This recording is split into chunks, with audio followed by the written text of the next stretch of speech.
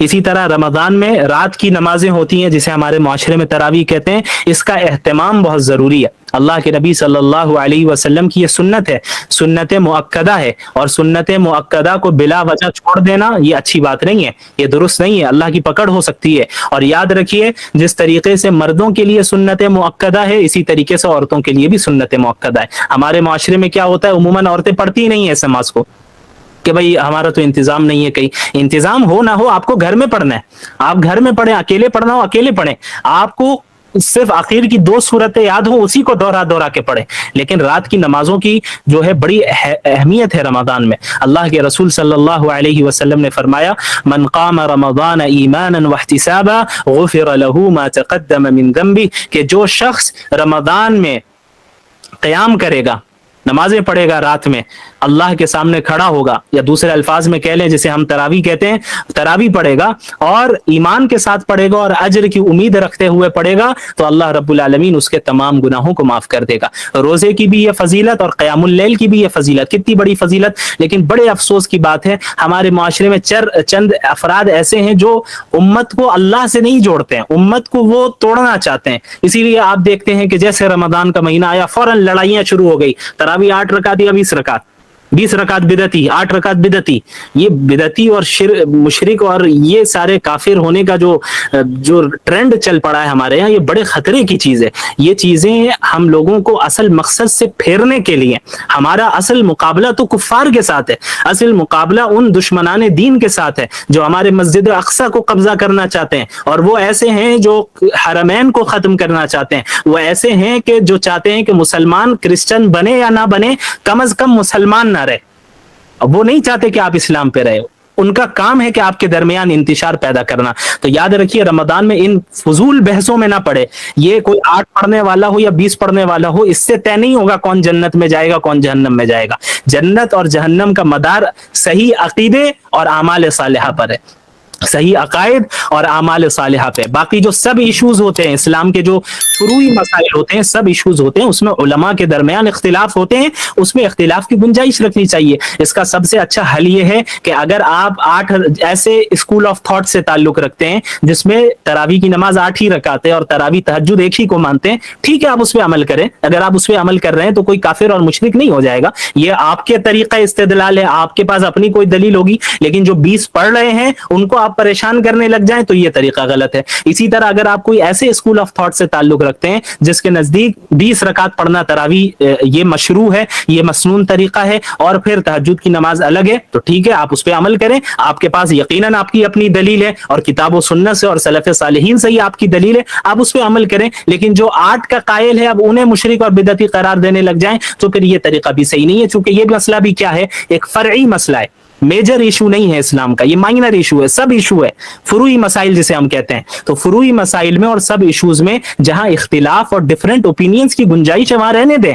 آپ یہ لڑائیوں میں اگر الجھیں گے تو آپ اپنے رمضان کو برباد کر کے رکھ دیں گے، وقت ہاتھ سے نکل جائے گا۔ کئی سلف صالحین نے اس کی وضاحت کی ہے کہ اگر کسی مردے کو ابھی زندہ کر دیا جائے، سلف صالحین کا قول ہے، حدیث نہیں ہے، یہ یاد رکھیے گا، سلف صالحین میں سے کسی عالم دین کا قول ہے، ان کا نام اس وقت میرے ذہن میں نہیں آ رہا ہے، بڑے مشہور عالم ہیں، جنہوں نے کہا کہ اگر کسی مردے کو زندہ کر دیا جائے اور اس سے پوچھا جائے کہ تمہاری تمنا کیا ہے، تو وہ رمضان کے 1 دن کی تمنا کرے گا۔ اللہ اکبر!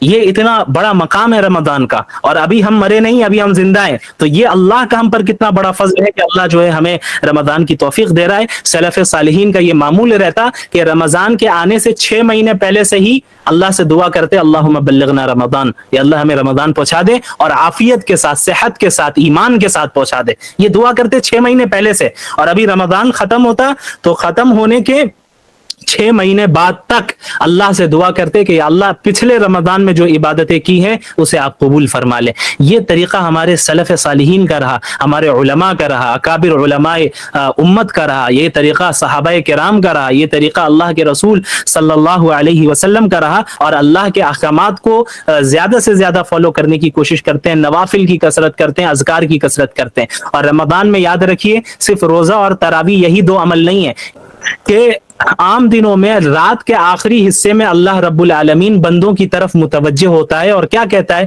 کوئی ہے پکارنے والا جو مجھے پکارے تو میں اسے دوں، کوئی ہے رزق مانگنے والا میں اسے رزق دوں، کوئی ہے مغفرت طلب کرنے والا میں اسے معاف کروں. یہ ہر رات ہوتا ہے، رمضان میں نہیں، ہر رات ہوتا ہے. اب آپ بتائیے پورے سال یہ اپارچونٹی ہمارے پاس ہوتی ہے، لیکن ہم میں کتنے ایسے ہیں جو اس اپارچونٹی کو اس کا صحیح فائدہ اٹھاتے ہیں؟ غور کرنے کی بات ہے. اور پھر رمضان کی اپارچونٹی الگ سے دے رکھی ہے اللہ نے. رمضان کے پورے مہینے، صحیح روایت ہے، کئی محدثین نے اس روایت کو صحیح قرار دیا ہے کہ رمضان کے ہر دن اور ہر رات اللہ رب العالمین ایک بڑی تعداد کو جہنم سے نجات دیتا ہے. تو ہمیں اللہ سے ہر وقت امید لگائے رکھنی ہے. ایک بہت اہم چیز یاد آ گئی کہ تراویح کے معاملے میں بھی یاد رکھیے گا، بہت سے مردوں کو یہ دیکھا جاتا ہے کہ 2 دن اور 3 دن کی تراویح پڑھ لیتے ہیں، 3 دن میں مکمل ہو گیا اور سمجھتے ہیں تراویح مکمل. یہ غلط بات ہے. تراویح رمضان کا چاند دیکھ کر شروع ہوگی اور عید کا چاند دیکھ کر جو ہے مکمل ہوگی. رمضان کے ہر رات میں تراویح کا پڑھنا سنت مؤکدہ ہے، چاہے آپ قرآن مکمل کریں یا نہ کریں. قرآن مکمل کرنا یہ مستحب ہے، پورے مہینے رمضان کی تراویح پڑھنا یہ سنت مؤکدہ ہے. لہٰذا 2 دن 3 دن کی تراویح پڑھ کے سمجھتے ہیں کہ بھائی ہم نے جو ہے ماشاءاللہ تراویح مکمل کر لی اور پڑھنے کی ضرورت نہیں. یہ غلط نظریہ ہے، غلط تصور ہے، اور یہ ایسا نظریہ ہے جو عبادتوں سے بھاگتا ہے. اپنے مسجدوں میں ائمہ اور حفاظ کو بھی پریشان نہ کریں. امام صاحب جلدی کیجیے، امام صاحب 5 منٹ تاخیر کیوں ہو گئی، امام صاحب آپ بہت سلو پڑھ رہے ہیں. یہ ساری چیزیں غلط ہیں. رمضان کا مہینہ عبادتوں کا مہینہ ہے. اللہ کے نبی صلی اللہ علیہ وسلم نے جو 3 دن تراویح جماعت کے ساتھ پڑھائی تھی اپنی زندگی میں، صحابہ فرماتے ہیں کہ ان دنوں ہمیں یہ اندیشہ ہونے لگا کہ کہیں سحری کا وقت نہ نکل جائے. معلوم ہو رہا ہے کہ پوری رات اللہ کے نبی صلی اللہ علیہ وسلم عبادتوں میں رہتے، صحابہ بھی عبادتوں میں رہتے. تو ہم کیوں عبادتوں سے بھاگ رہے ہیں؟ رات کے نمازوں کی ابتدا ابھی سے کر لیجئے، ابھی اسی ہفتے میں رات میں عبادت کو آپ شروع کر دیں. اللہ رب العالمین ہم سب کو ان باتوں پر عمل کرنے کی توفیق عطا فرمائے. جزاکم اللہ خیرا.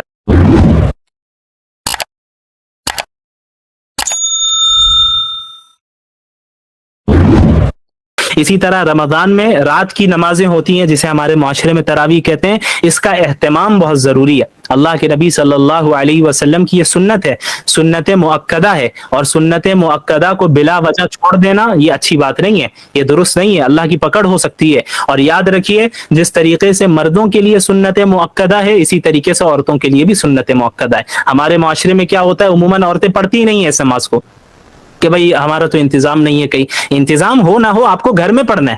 آپ گھر میں پڑھیں، اکیلے پڑھنا ہو اکیلے پڑھیں. آپ کو صرف آخر کی 2 صورتیں یاد ہوں اسی کو دوہرا کے پڑھیں. لیکن رات کی نمازوں کی جو ہے بڑی اہمیت ہے رمضان میں. اللہ کے رسول صلی اللہ علیہ وسلم نے فرمایا من قام رمضان ایمانا واحتسابا غفر له ما تقدم من ذنبه، کہ جو شخص رمضان میں قیام کرے گا، نمازیں پڑھے گا، رات میں اللہ کے سامنے کھڑا ہوگا، یا دوسرے الفاظ میں کہہ لیں جسے ہم تراویح کہتے ہیں، تراویح پڑھے گا اور ایمان کے ساتھ پڑھے گا اور اجر کی امید رکھتے ہوئے پڑھے گا، تو اللہ رب العالمین اس کے تمام گناہوں کو معاف کر دے گا. روزے کی بھی یہ فضیلت اور قیام اللیل کی بھی یہ فضیلت، کتنی بڑی فضیلت. لیکن بڑے افسوس کی بات ہے ہمارے معاشرے میں چند افراد ایسے ہیں جو امت کو اللہ سے نہیں جوڑتے ہیں، امت کو وہ توڑنا چاہتے ہیں. اسی لیے آپ دیکھتے ہیں کہ جیسے رمضان کا مہینہ آیا فوراً لڑائیاں شروع ہو گئی. تراویح 8 رکعت یا 20 رکعت، 20 رکعت بدعتی، 8 رکعت بدعتی. یہ بدعتی اور